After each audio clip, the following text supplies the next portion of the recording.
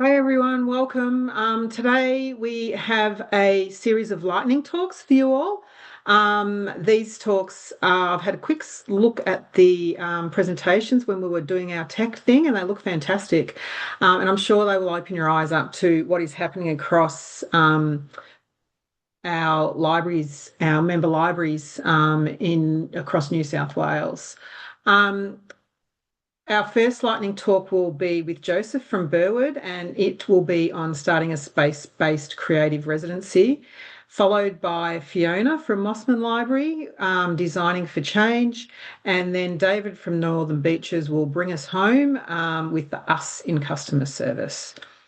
Each presentation will be approximately 12 to 15 minutes. Um, and if the time permits, we'll have questions at the end of each presentation. I am recording these sessions, so if there are if you do miss anything, or if there's someone who's not able to be here today, then they'll be able to go back and watch it. So, without further ado, could I please introduce Joseph from Burwood with starting a space-based creative residency? Thanks, Joseph. Thank you. Just sharing that now. Can everyone see that screen? Cool. Okay. Well, I'd like to start off by acknowledging that I am on Wongal land. This wasn't always will be Aboriginal land. So I'm coming to you from Burwood Library and Community Hub, where we run a creative residency studio. So I'll go through a few kind of bits and pieces of how we set it up, and then what the residency actually is, and then where we might go from there.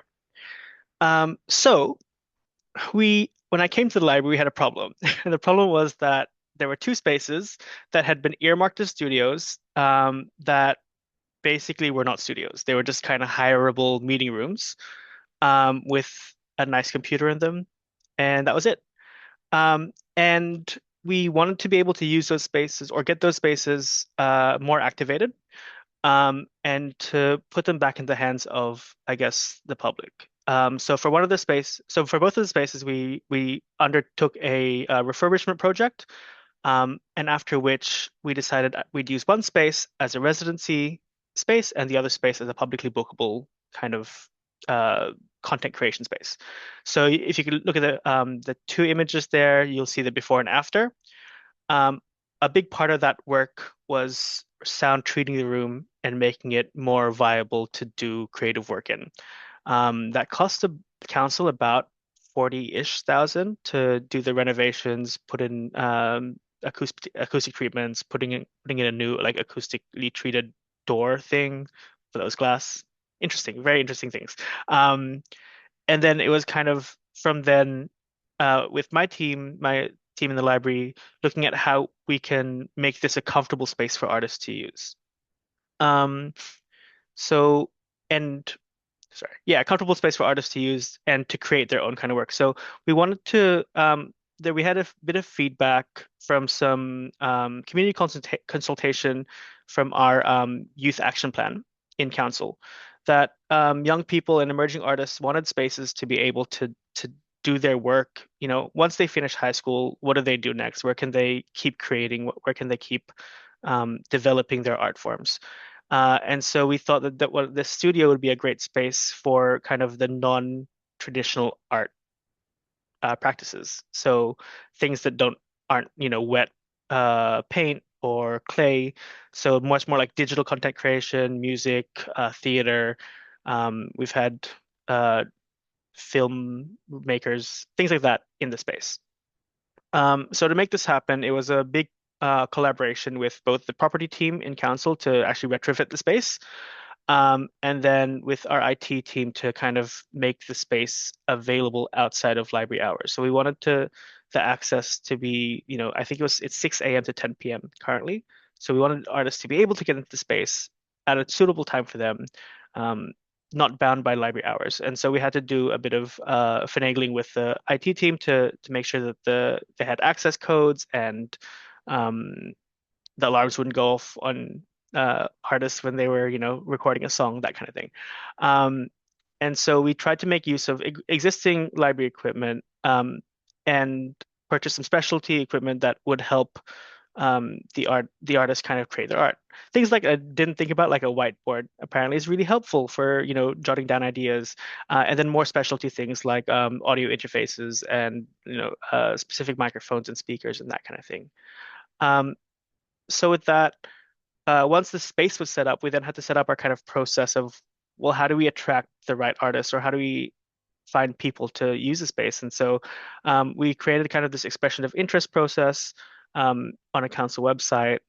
Um, and then from the responses that we got, we kind of had a panel of three people two from the library team and one person from council's events team, looking at the applications and then kind of culling them and then doing like an informal interview process in the space so that the artists could get a sense of the space as well, because they'd applied pretty much blind, right? They'd heard about the space, they applied, then to get them in the space and thinking if they could actually use that for their particular practice.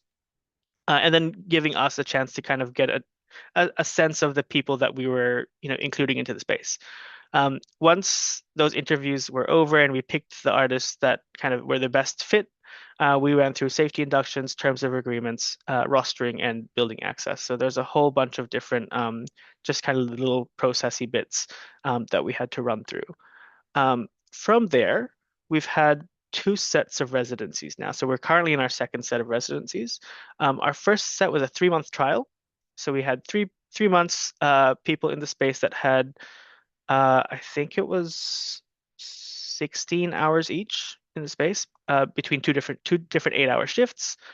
Um, that was from 21 applicants, and then as part of the trial process, we got them to give us feedback, got them to give us like thoughts on how the space could be better used for their particular creative work. Um, yeah, so when I mentioned the whiteboard earlier, the dramaturg Jules, who was in the space, was like, I really need something to just write and jot ideas down on. Um, and we put a MIDI keyboard in because the DJ Fudgy was like, "Yeah, I really want to like track stuff," but she was bringing her MIDI keyboard from home and then going back home with it and taking on the train back and forth. So having one in the space was really handy for her. And so after that kind of trial process, we decided, hey, this worked well. The people got use out of the space, and the artists were able to do things after the program that kind of developed their careers, you could say. So, for example, Witchings, who's a musician, in the top right corner of the screen, you can see her performing at South by Southwest. She also developed some work and experimented with some work in the space that's now in Pari Gallery in Parramatta. So there's a few things that she was able to do in the space that kind of gave her the opportunity to find other kind of career opportunities. And so now we're running the 6-month residency that ends in April, and we have much more musicians that apply this time. So the space is kind of lending itself more to that kind of music element, which has been fun. So in this residency, it's not just like a space that's free. It's a rostered access. It is free for the residents that we choose, but we ask them for a contribution return, which in this case is a free program, either a workshop, exhibition, or other. We also ask them to give us feedback and contribute to like any social media or council events if they come up. So we try to link them up with the council's events team to give them kind of more opportunities to, let's say, perform at if you look at the bottom right-hand corner, this is Grayson, one of our current residents, performing at our Lunar New Year event here at Burwood. Next to that, there's an artist that was performing at one of our open mics in the library, and there's a few pictures of people in the space as well. And on the bottom left, Jules is giving a workshop, a theater workshop for the public. So it's kind of, we're giving them the space to develop their artworks, to develop their skills, but we're also asking them to give back to the community in some way.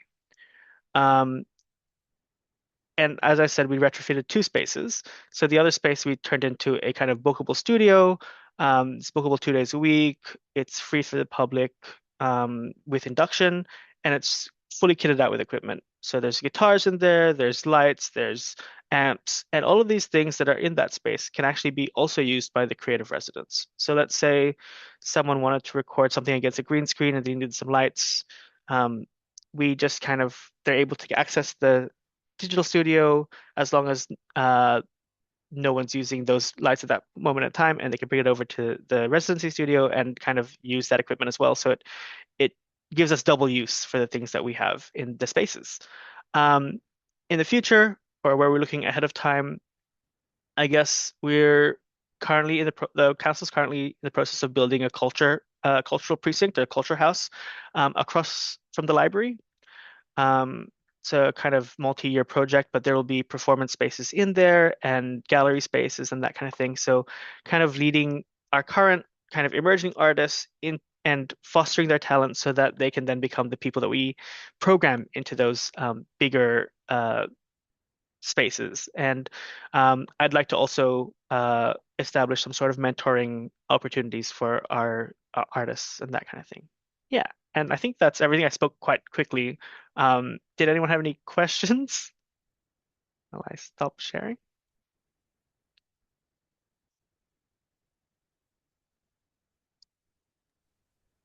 Are there any questions from anyone?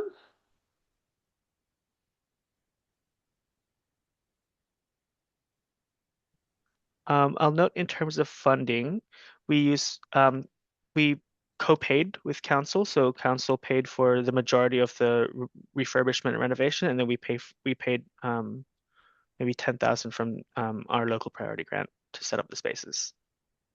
And then the artists are generally emerging artists. They mostly local, but some of them are from different areas of Sydney. So we didn't stop them from kind of joining us if they were, from another area like Blacktown, for example, as long as they could access Burwood. Yeah. Oh, I have a question, Alan from City of Ride. Yep. In terms of maintaining the equipment that you hmm have there, is that managed by the library or your IT team? It's mainly managed by the library. If there are issues that we can't handle, we will like defer to the IT team, but for the most part, we kind of take care of it. Okay, cool. Um, yeah. Um, there's a question in the chat. How Yeah. much was the technology? How much did you spend on the technology? Um, we probably spent three-ish, that 3,500 on tech, including software. So the Adobe Suite, for example, we pay that annually. That's part of the residency as well, so that the artists have access to that kind of technology. Um, some of it was pre-existing, so some of the things kind of had already been put in the space before it was a studio, like the computer and things like that. And I recently spent maybe another 4,000 just so to upgrade some of the technology that I guess had been existing and I wanted to improve. Yeah. Have you found anyone not treating, well, not utilizing it how it's meant to be utilized? Um, no, actually, everyone's been really good about it. I think because it's a limited range of people and they kind of we're picking people that have indicated a need for somewhere to be doing their work. So they might be, currently doing it in their lounge room or their kitchen or in their bedrooms, and they want a space that um, they can collaborate with other people in. So it's been, yeah, they've been very respectful of the space. And if anything breaks or anything, like let's say that there's a HDMI thing that kind of broke a little bit from being pulled and pushed, um, they'll let us know straight away, and then we can kind of rectify those situations. So it's been a really nice kind of relationship with the artists. I Excellent. saw some other questions. Age demographic of people who join, I'd say a lot of the people that we've had in the space are between, I'd say like 20 to 40 in that age range. Um, I think that's just from the applicants that we've received. How many library staff do you have maintaining the space or organizing artists? Organizing artists is just me. Maintaining the space is myself and two members of my team. So there's three of us kind of in the library team that do that part of uh, the library, but we also do other kind of creative programs. And then what pricing structures for bookings are you considering? For the um, publicly bookable space that's used 2 days a week, we're yeah, the bookings are currently free. We're looking at doing block. So they're currently block bookings, so you get a 3 hour block. So looking at charging for 3 hour blocks for businesses and general public, but keeping it free for students and seniors. Um, just for the kind of goal. We found like high school students have been really using the spaces to, do their HSC projects, for example, and we don't want to then limit that because they can't afford, for Yeah. example, a space for 3 hours. Yeah. So it's Yeah. kind of a tiered pricing. Yeah. Perfect. All right. Thank you. Thank you so Thank much. you. If anyone has any questions of Joseph, contact him directly, or you could do it through me and I'll pass them on. But as I said, the recording will be available following this as well, so that may help you as also. Now I would like to introduce Fiona. And Fiona is, are you ready, Fiona? Yeah. Okay, Yep. let me share my screen to you.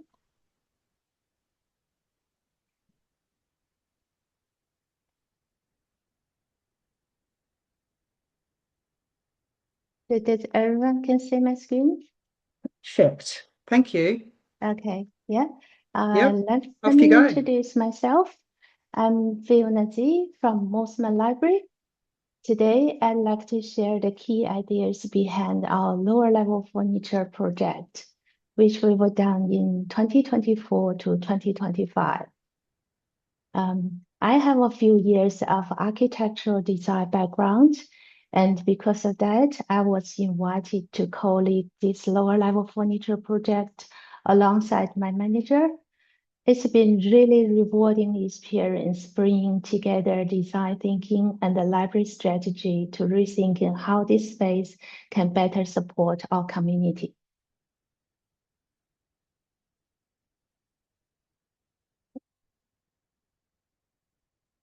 Yeah. Let's start by looking at what the lower level looked like before.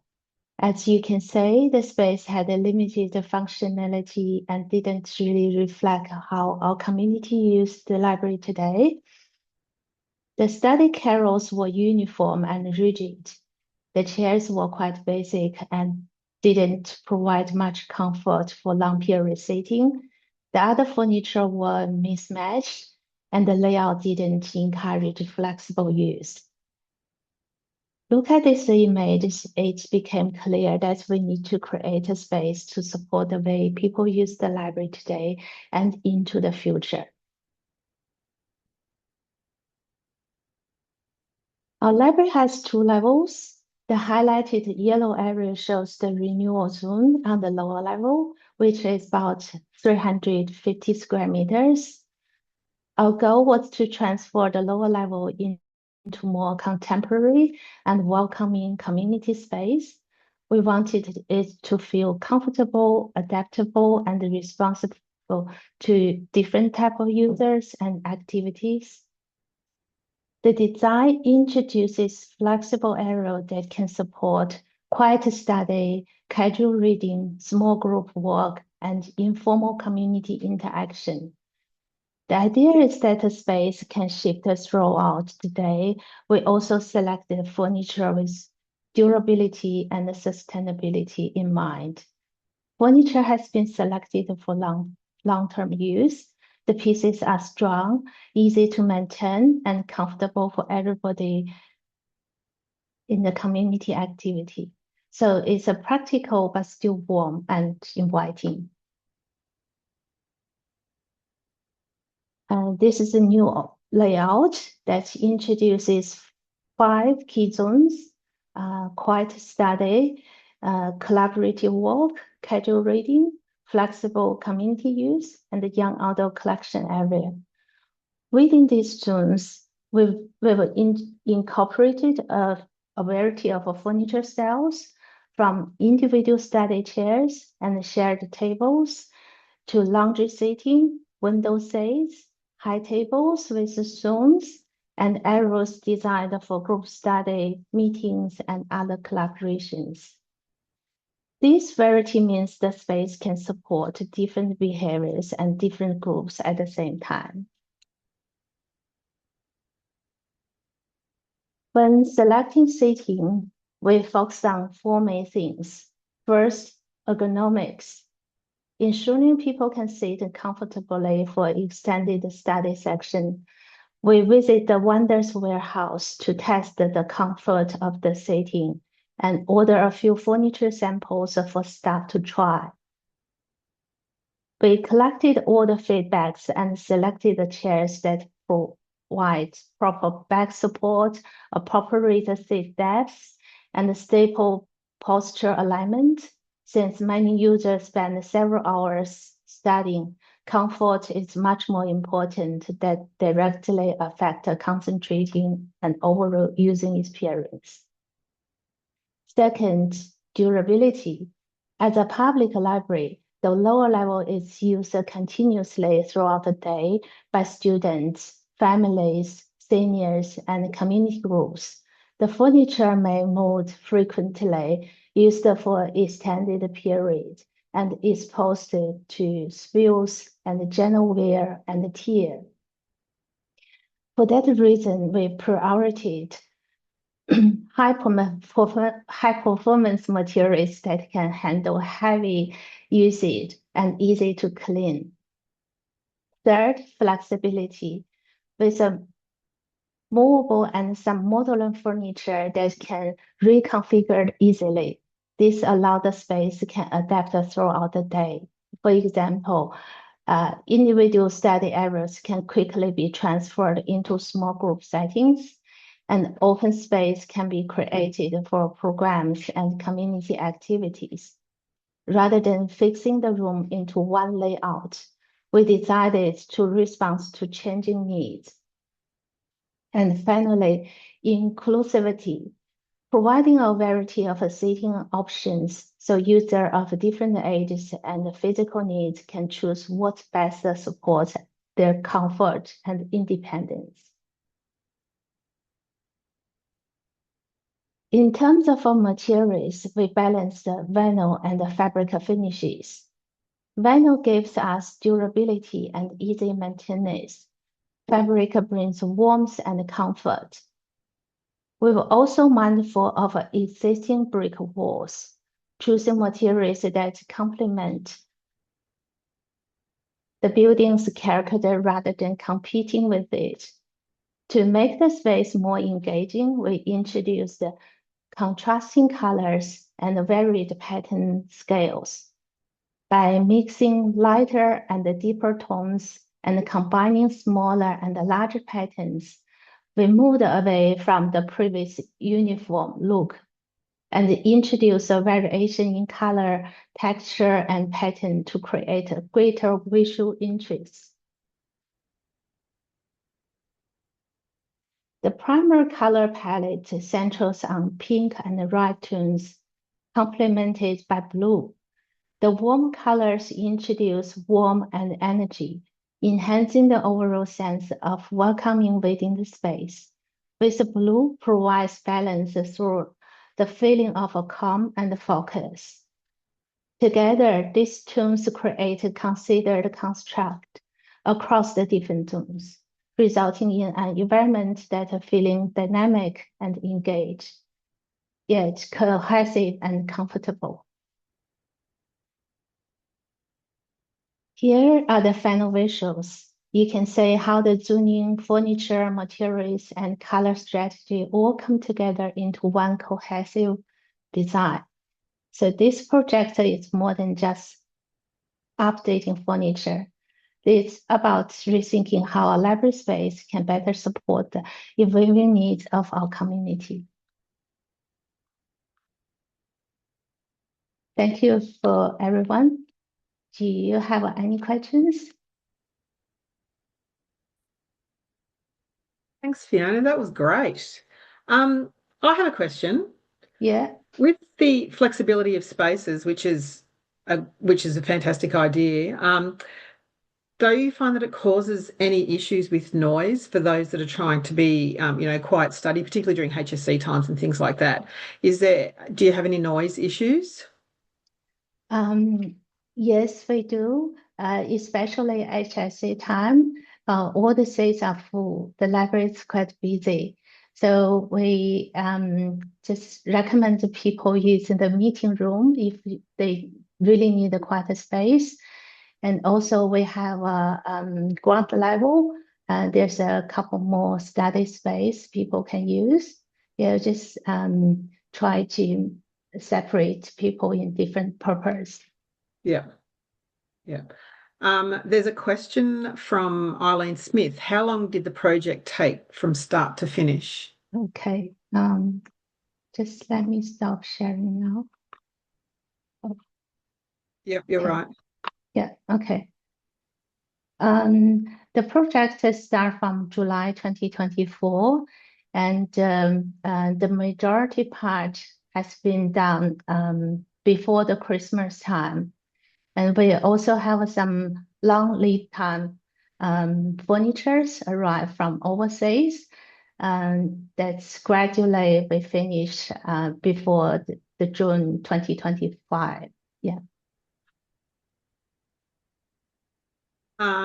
There's another question here. Did you consult with the community at all? Thanks, Gabby.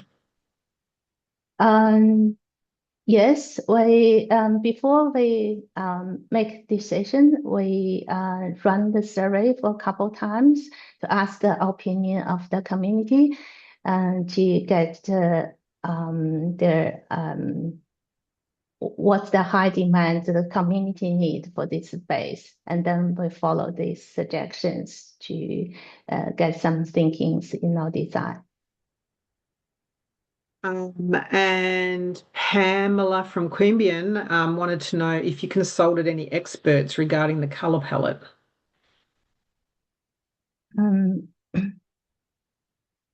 So what's the question again? Did you consult any experts with regard to the colour palette that you chose, the different colours you chose? Oh, yes. Yeah, we had some discussion with the design team in the council, and we connected very well with the vendor and also the fabric supplier to get the idea about the color palette and also the texture and the quality of the fabric. Fantastic. Does anyone else have any questions from Fiona?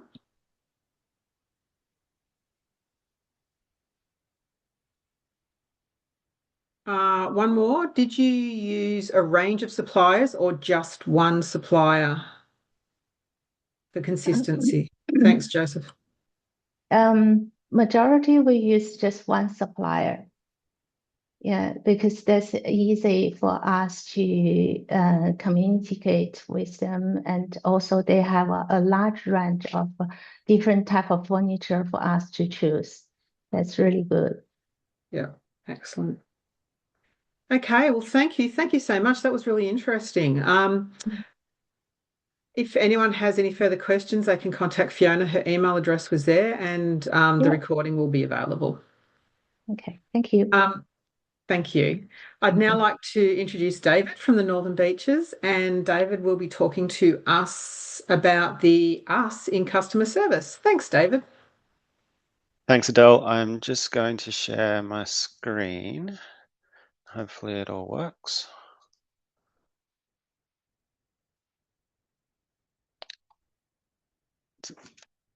Is that working? Okay. Hi, everyone. My name is David Murray from the Northern Beaches Library Service in Sydney, manager here at Glen Street Library Branch and of our learning and development team on the Northern Beaches. Thanks, Fiona and Joseph, and thanks, Adele, for having me.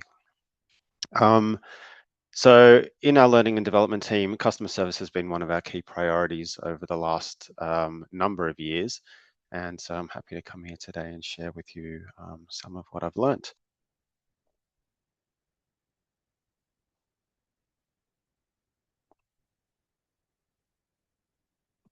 Okay, so I've only got 10, 12, 15 minutes to talk to you today. So keeping the goals of the talk really simple, I'm just going to outline some strategies that we use that are aimed at driving excellence in customer experience, customer service, and explore some practical ideas and solutions that will hopefully provide a bit of a toolkit of options for your libraries that you can sort of cherry pick from.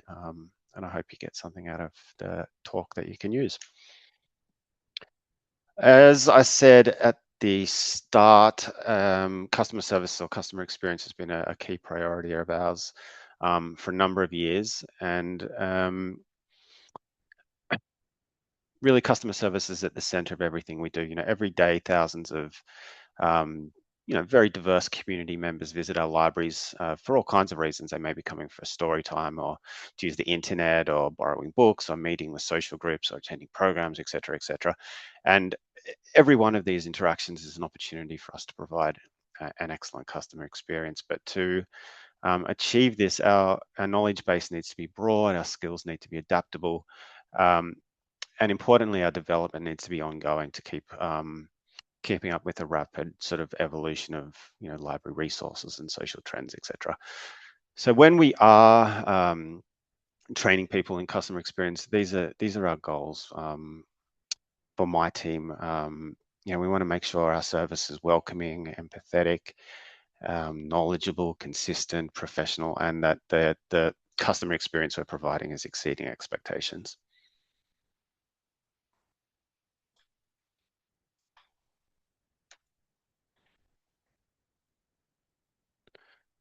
So to achieve those goals, and I'll keep referring to these throughout, but to achieve those goals, we employ strategies in a couple of different areas, really three broad areas.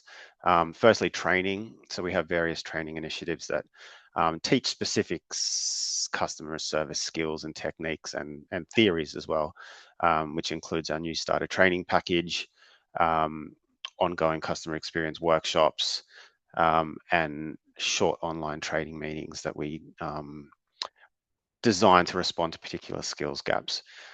We also have some monitoring strategies where we set performance goals for all our staff around customer service, and we have a rolling resources and activities self-assessment checklist. That one's a bit of a mouthful, but these are strategies to ensure that the skills across the service are current and they are maintained.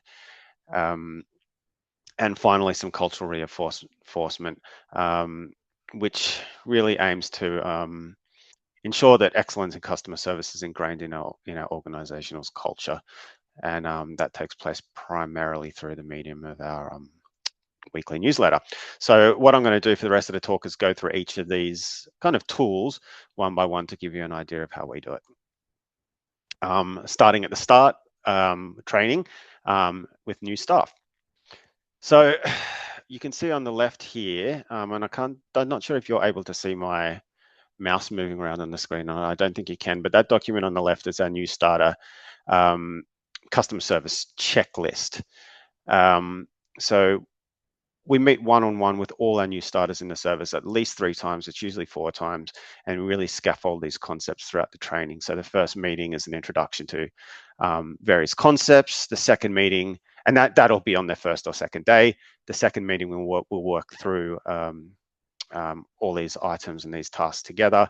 And by the third meeting, we expect that the new staff member is able to demonstrate competency in all these areas. So this is actually a 3-pager, this document. I've just taken a snippet of the first page here so you can see. But you can see the very first item is customer experience. And that really, drives home the sort of importance we place on customer service in our organization. And when we are talking about this on their very first day, they'll get that document that's there on the right, which is really a little customer service toolkit, and it sort of charts the whole customer experience journey from the moment someone walks into the library or even gives us a call or checks on our website in that introduce section, through to the interaction where we may clarify their questions, resolve their issue, wish them a good day, and close that interaction. And then in the blue there, the engagement that runs throughout that entire experience. So that's a toolkit that we use, and it's really the basis of everything we do, and all the rest of the tools I'm going to talk about today really build on that. But our new staff members receive that on their, like I said, their first or second day. and it's really central to all the training we do around customer service. Building on that customer service toolkit, we run customer service workshops. We run them as required, but in the last 4 years, we've run 4, and that's the 4 listed there on the screen. So look, I already said we live in a rapidly changing world. You know, social developments and industry demands are constantly emerging. We want to make sure our customer service continues to grow to meet and we continue to meet those customer service goals of being welcoming, knowledgeable, consistent, and exceeding professional expectations, no matter what developments happen externally. So that's what these workshops aim to achieve. We take a deep dive into various subjects or themes to expand and sort of build on that toolkit we provided at the start that all new staff are introduced to when they begin. So an example of that is that last one there. So this is those 4, as I said, are the workshops we run in the last 4 years. The most recent one that we ran in 2025 is that working with groups of teens, and that's really responding to the popularity of we have 2 24/7 libraries now on the Northern Beaches, which have proven to be exceedingly popular with groups of teenagers that come in. And so we developed that training to help people you know, support our staff when they're working with large groups of teenagers in their spaces. And the final area for training is our online training sessions. These are typically, unlike the workshops where we meet face to face for 1, 2, 3, or even more hours, these are typically under 30 minutes. We deliver them online by MS Teams, so people don't have to leave their branches or their teams to attend. They can be recorded, so people who aren't working that particular day can watch them. And yeah, we make them available to all staff, and these are delivered in response to an updated process or an identified skills gap. That little picture there are the ones that are currently available, so you can see we had an update to our book club process. So we ran a sort of 20-minute little training session there. We recorded it, and we make that available to all staff to watch, and we encourage our new staff to watch that as well. So it's really a way of keeping us all on the same page with all the updates. But it may be, for example, the History Hub or the Home Library Service, not a particularly new updated process, but something where we've identified a skills gap that we want people to be a little bit more comfortable in delivering customer service around those areas. So we create a little training video to support that.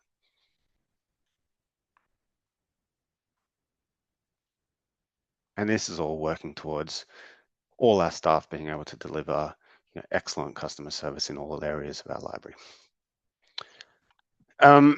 So that's the training, but the next section is the monitoring part, and this is it's really to ensure that our skills are current and they're maintained continuously, because our libraries are changing, we're getting updated systems, etc., etc. We need to make sure staff remain updated as well. So this is a rolling self-assessment checklist we created again. Oops. This is a 2-page document. This is just a snippet of the first page. This is completed by all staff annually. And in the learning and development team, we plan training around any areas of concern that are identified in this document. So the way it works is all staff will get it. They'll assess themselves saying, yes, I can do that. Yes, I can do that. Yes, I can do that. Or I might need to work on that, and I might need to work on that. They'll have that discussion with their manager at the start of the year, and they'll have the next 12 months to make sure they move from working on it across to they're competent in all areas of the library service. If we notice, if managers notice that there's a large group of people or a number of people that are not confident in a particular area, they'll relay that to us in the learning and development team, and we might make a little training piece around that, such as one of these videos, or we might just visit the branch and do some one-on-one training with a particular person or a particular group of people or a branch or whatever it may be. Again, the goal being that by the end of the year, every single person across our whole service has moved into competent in all areas. So it's a way of making sure that we all stay current and up to date with everything. So This year we had a new printing system, so that's obviously going to make up a large part of this document when we roll it out in 2026. So, once we've signed everyone off as being competent, we'll review this document, we'll remove some things, we'll add some new things, and any new processes we've implemented or new systems will become part of that, and we make sure that people are competent in. And the final one is the customer service performance goals. We're all be familiar with performance goals working in local government. We make sure that every single person in our service has a customer service goal, which really helps keep everyone invested in delivering excellent customer service and helps the buy-in in that area. The final sort of strategic area that we work in for delivering customer service is this cultural reinforcement space. Primarily, as I said, this is via our weekly newsletter.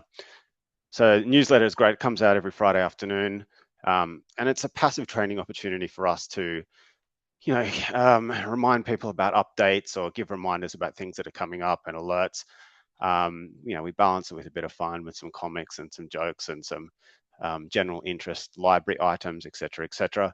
But it is an opportunity for us to say something, along the lines of, sometimes a customer might ask us X.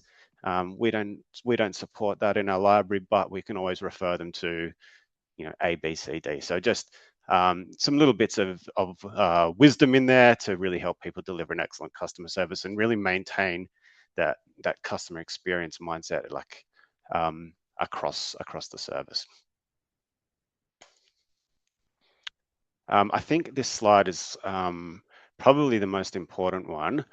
So I've given you a whole bunch of tools there over the last few slides, but how do you make it stick? One-off training can be really valuable to learn skills, but what we're trying to do is to develop a real workplace culture with exceptional customer service at the center of everything we do, which requires really deliberate and a continued focus on those customer service principles which were taught right at the start on the new starters first or second day that we went through in that customer service toolkit.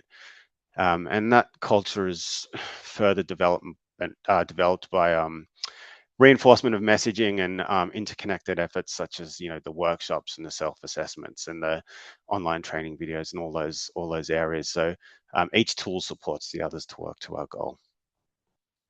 And it's not just a once and forget. We don't just talk about customer service at the start and then that's it. We expect everyone to do it.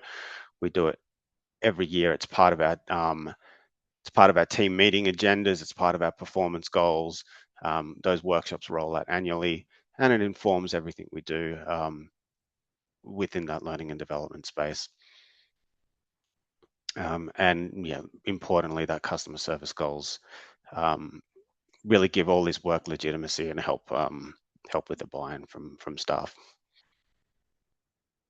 How do we know we're doing a good job? Well, we can look at quantitative and qualitative feedback. We keep an eye on our CSAT scores month by month, and you can see there it's the past year consistently above 4.2, which we think is pretty good. But also we look at our customer feedback, and I think this is an interesting little graph here, which shows that these are just positive comments. I haven't included negative comments in this, but if I did do negative comments, the negative comments about our service are very low. But I find it interesting that almost half of the comments we get are about how good our service has been. So people do comment on the space and the programs and the collections, but almost half of the comments we get from our customers are about, I had a great service.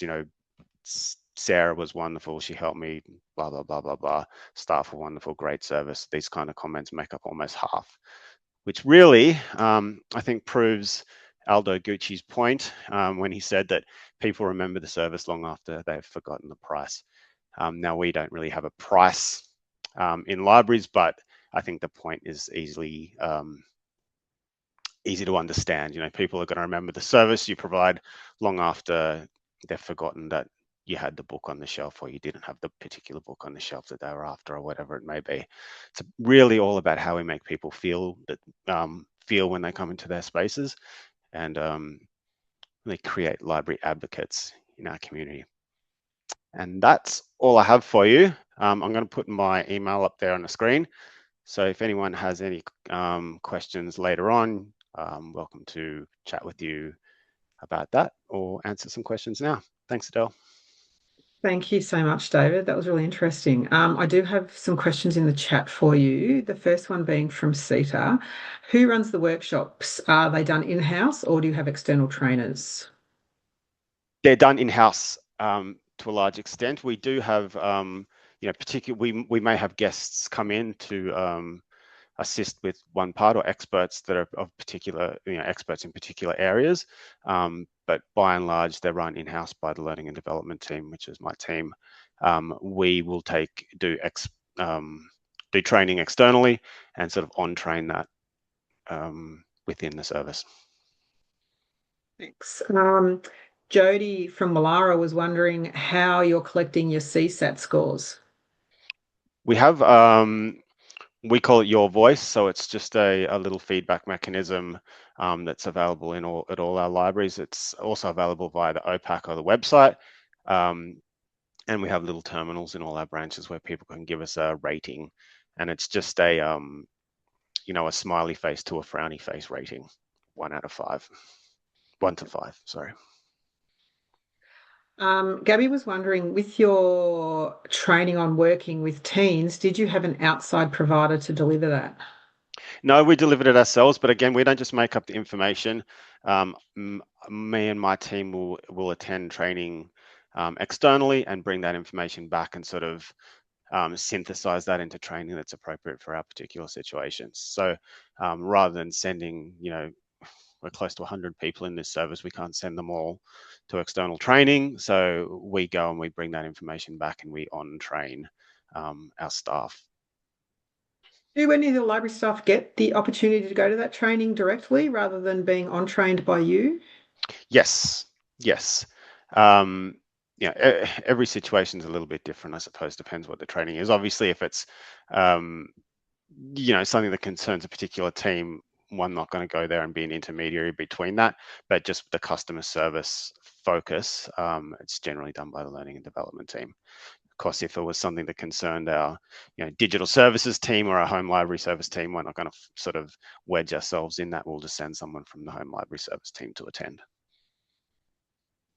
Pamela was asking, what advice would you give to libraries who want to roll out something similar? Did you create this process from scratch or use other tools and resources?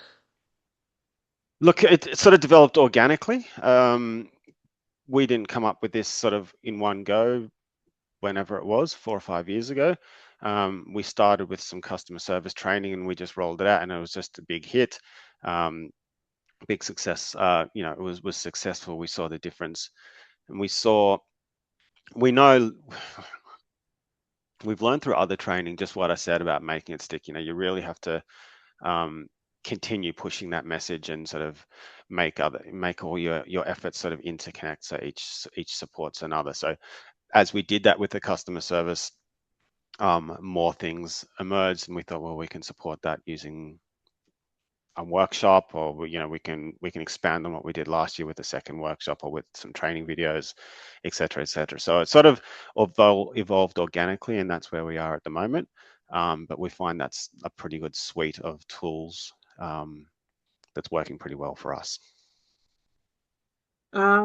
Joy is asking if you could share your induction forms, as they're working on this exact process at the moment as well. Joy, do you want to just shoot me a message at my email address, which I put up there, and we can chat. Excellent, thank you. Are there any other questions for David?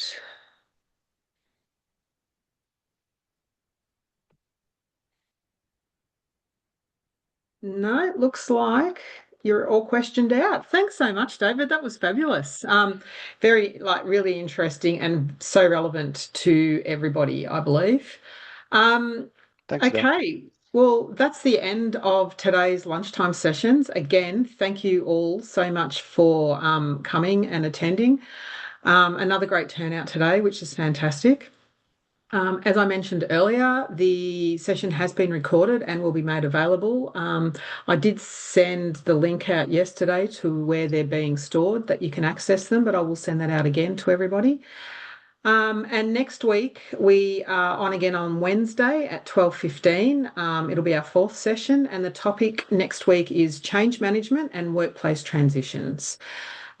So another really relevant and topical conversation to be had next week. And again, thank you to Joseph, Fiona, and David for presenting today. 3 different and fantastic presentations.